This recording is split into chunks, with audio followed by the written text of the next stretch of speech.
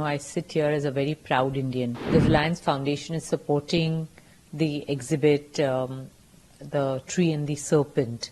India is a cradle of Buddhism. At NMACC, we are promised and have the vision of bringing the best of the world to India. I think India is just at the right place and at the right time. There's so much on Indian culture that is interesting people around the globe. The confidence in India at this moment is so high.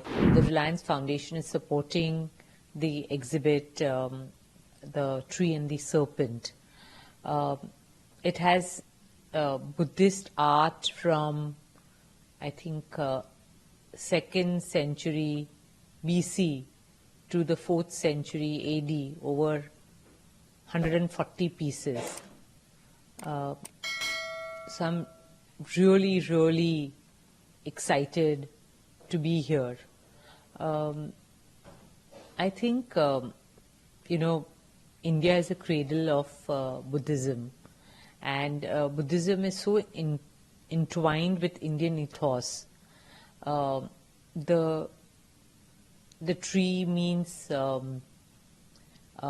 wisdom, knowledge, and the serpent means protection, and that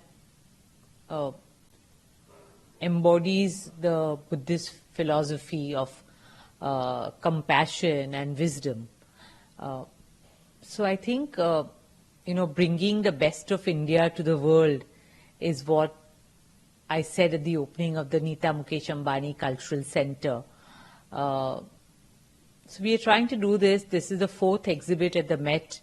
We started in 2016 with Nasreen Mohammadi, and also at NMACC we are promised and have the vision of bringing the best of the world to India. Right.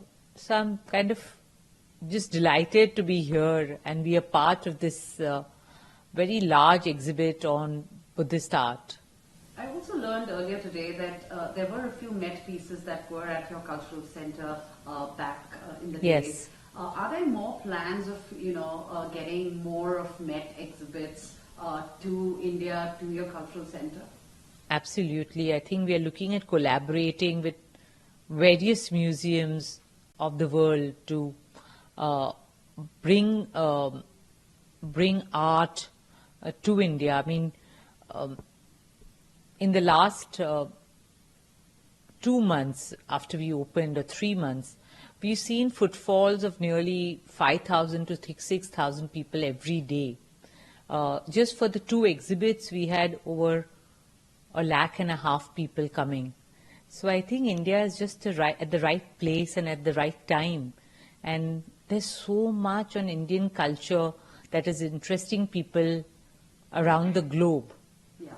Keeping that thought in mind, I mean, as a backdrop, in your experience, how much influence do you think that India holds in the West today, and how has India's image really changed over the years? You've been coming to New York often.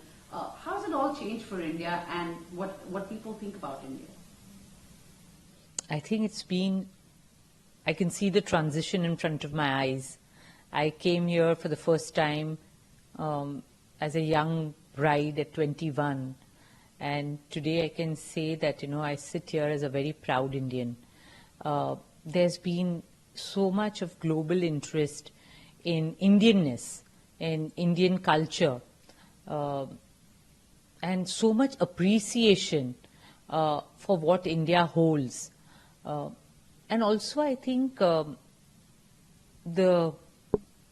young Indians are leading the way for this change.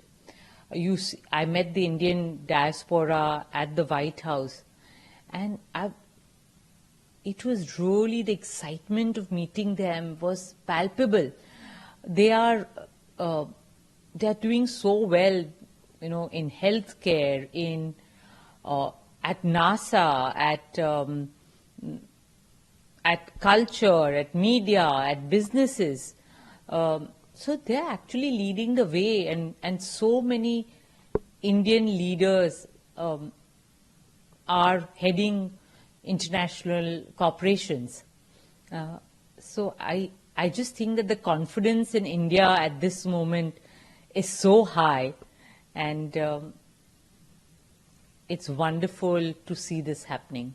You just mentioned about the White House, not too long ago you were here in the United States, you attended the state dinner, you did the lunch at the State Department, you really rubbed shoulders with the who's who of America and India. What was it like inside, and where do you think that in the India and US relations stand today, under the Prime Minister's leadership? I think it is wonderful to experience the deepening of friendships between the oldest democracy and the largest democracy. I think it was a historic visit, and to see exchanges in these two countries, whether it is cultural, business, technology, I think this century, as I always say, is going to belong to the youth of our nation.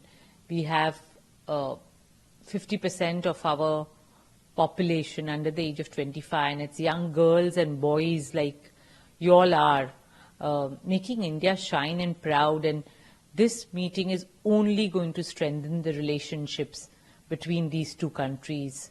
When you talk to people, not just the Indian diaspora, but you speak to people who are Americans who follow the baseball game, t-ball, you talk cricket to them, what is the interest like in the United States? I think it's a growing interest.